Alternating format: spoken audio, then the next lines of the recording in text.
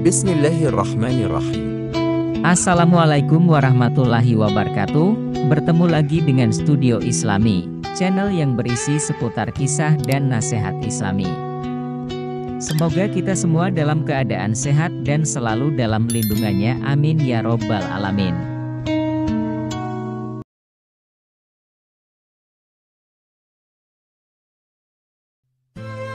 Diriwayatkan dari Abdus Syamad bin Al-Hasan bahwa ia berkata, "Aku berada di dekat Sufyan ats-Tsauri, aku mendengarkan hadis darinya. Pada suatu hari aku berada di masjid. Kemudian aku sholat maghrib bersamanya. Setelah selesai sholat, ia masuk ke dalam rumah. Beberapa saat kemudian, ia keluar dari rumahnya sambil membawa roti dan anggur kering sekepal tangan. Kemudian aku menemuinya, aku berkata kepadanya, 'Semoga Allah merahmatimu. Alangkah baiknya kalau Anda membaur dengan orang-orang.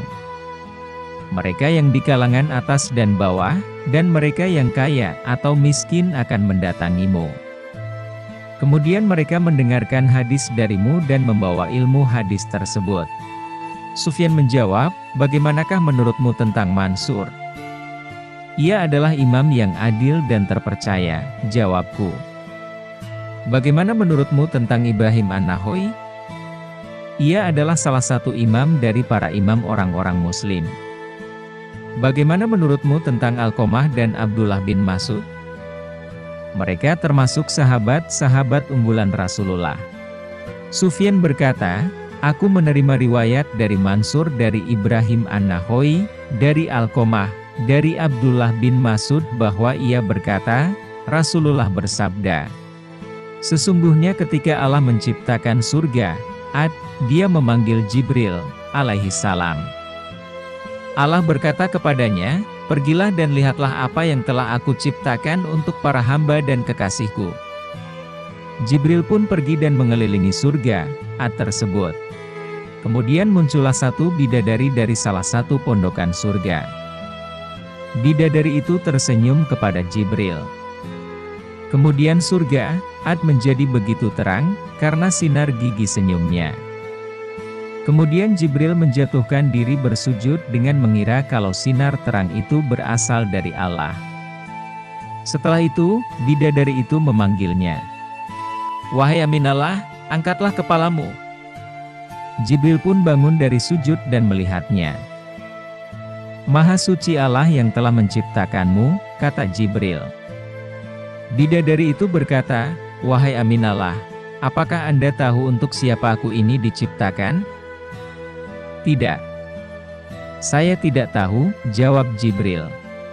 Bidadari itu menjelaskan, sesungguhnya Allah telah menciptakanku untuk orang-orang yang lebih memilih keridhaan Allah daripada hawa nafsunya.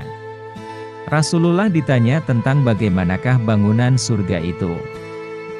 Beliau menjawab, bangunan surga itu tersusun dari bata perak dan bata emas.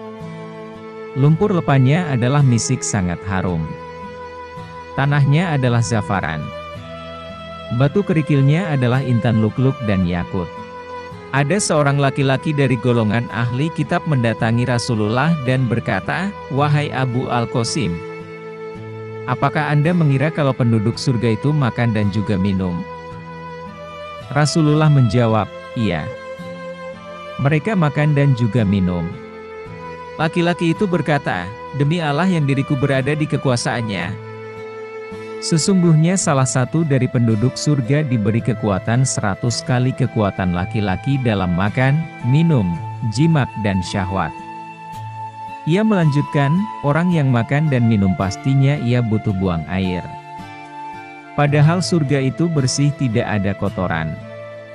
Rasulullah menjawab, buang air besar penduduk surga itu adalah dengan cara mengeluarkan cairan yang keluar dari kulit seperti cairan misik. Rasulullah berkata, sesungguhnya penduduk surga terdiri dari 120 barisan. 80 barisan adalah barisan umatku dan 40 barisan adalah barisan umat-umat yang lain. Ada yang mengatakan panjang setiap barisan adalah jarak antara arah timur dan arah barat. Sedangkan lebarnya adalah selebar dunia. Rasulullah berkata, sesungguhnya Allah akan berkata kepada para penduduk surga, "Hai penduduk surga." Mereka menjawab, "Kami patuh dengan semua perintah-Mu." "Apakah kalian ridho?" tanya Allah.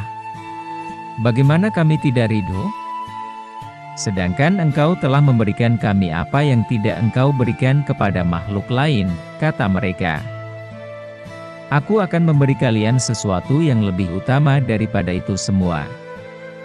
Aku menghalalkan keridhoanku untuk kalian semua sehingga aku tidak akan murka terhadap kalian selamanya," kata Allah. Kemudian Rasulullah berkata, akan ada seruan ketika para penduduk surga telah masuk surga. Tiba waktunya bagi kalian untuk hidup dan tidak akan pernah mati selamanya, sehat dan tidak akan pernah sakit selamanya, muda dan tidak akan pernah tua pikun selamanya, dan merasakan kenikmatan dan tidak akan pernah merasa kesulitan selamanya. Demikianlah kisah kali ini, semoga bermanfaat dan barokah, amin ya robbal alamin. Akhir kata dari saya, wassalamualaikum warahmatullahi wabarakatuh.